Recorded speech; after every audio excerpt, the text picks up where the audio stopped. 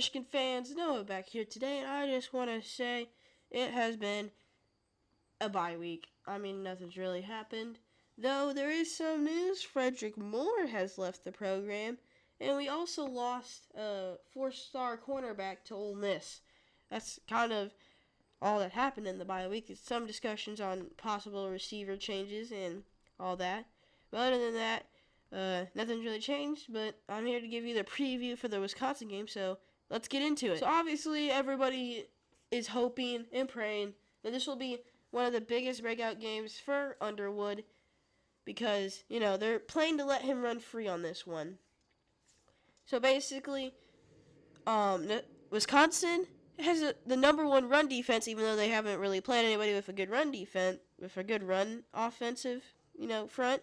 They played Alabama, but their running game is lackluster. They're mostly throwing. And so, when we look at this, Underwood is good at running. So that's going to, limit his expectations for his running game. But Wisconsin's passing game is, near the very end of college football. I mean, it's ranked, 100 and, it's in the teens. It's either 13 or 18, I think. That's not good. They allow people to throw on them a lot. So I believe this could be the game for Bryce Underwood to break out and show his passing abilities. Now, that's all going to depend on his receivers, of course. So, we'll take a look at them next. Obviously, when we look at our receivers, our main guy is Donovan McCulley, transfer from Indiana. So far, he's leading the team. He has a touchdown on pretty much, I think he has almost 200 yards, or 200 yards, with 12 receptions. I know he's above 10 receptions, but he's been doing pretty good so far. He's the best receiver. He's dropped, I think, one pass, but the other receivers are questionable. Shamaj Morgan has dropped 4 passes, and he's barely over 150 yards, and he has a touchdown. So, same touchdown ratio, but 4 drops in 4 games is not good. Same thing with Chris Goodwin. I just think they need to get, more. Shamaj Morgan should not be having these problems, though, as he's a junior. But, or is he a senior? I can't remember. But, Chris Goodwin, he's young. I can see that. But 4 drops is way too many, especially for a receiver. And I know sometimes Bryce Underwood does not make it easy for him. He throws fastballs. He's gotten better so far. The first 2 games, he just threw it so hard, I don't even know what he was doing. I mean, first game, we didn't really have a problem with it, but the second one, and a little bit on the 4th game against Nebraska, we struggled with him throwing it too hard, and that's kind of why they dropped the balls a few times. But even as receivers, there were some passes where they should have caught it, and they dropped it. So it's being tested. And like I said before, there's a good possibility Andrew Marsh might get to start this week or get more snaps this week, because against Wisconsin, they're going to test them, and if we're blowing them out of the water for the passing game, then we're probably going to put in Andrew Marsh. Andrew Marsh and another one, Badger? I'm not sure who it is, but another freshman could have a chance to play. So it's very possible that an older guy might get kicked out for a younger guy simply because he can't catch the ball. Then again, we'll just have to see, so you never know. But that's what the receiver list look like over the bye week. There's been a lot of changes. They did say Andrew Marsh and him looking good. So we'll just have to see what comes this weekend. Next, of course, the biggest test we got is our running game. Our explosive running game is so good. We have Marsh, we have Marshall, and we have a couple good guys behind them.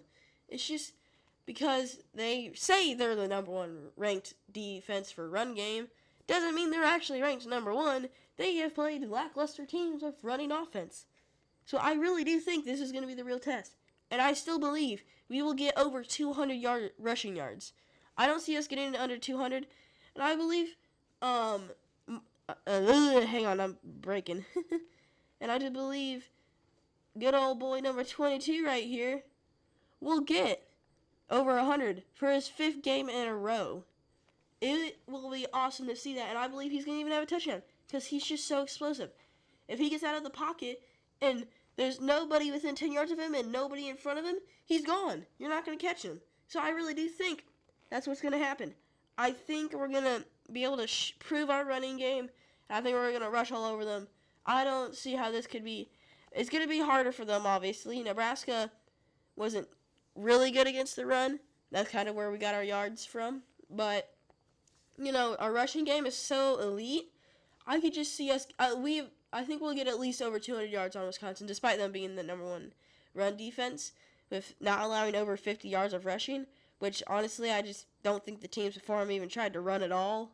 If they did, I don't even know what they were doing, but, with our running backs, I think we'll be able to crash through them. So we'll just have to see. And, yeah. Now, we're near the end, but I do want to talk about our defense. Our defense is getting better. We're still missing Barry. He's looking great, they said, after an ankle injury. He might be back. So we'll have to see, look out for that. If not, he'll be out. He'll probably be back in the week after this one for USC, which should be huge. Obviously, we're looking for Barham. I think that's how you pronounce his name, number 1. He's going to be elite edge. So excited to see him back. And hopefully he can absolutely destroy the quarterback. Our key is to not let him think. He's a great thinker, but we got to get in there, pressure him so he gets scared and worried and makes mistakes. And I do believe this would be another chance for those young corners to get out there and pen. I think we can pick off this guy, so we'll just have to see what happens. And I think we could beat Wisconsin. My final prediction is probably us in the high 20s, low 30s, and them maybe a touchdown or 2. We'll just have to see. That's my prediction. I could be wrong. Who knows? We'll just have to see. And of course, hope you guys enjoyed the video. And go Blue!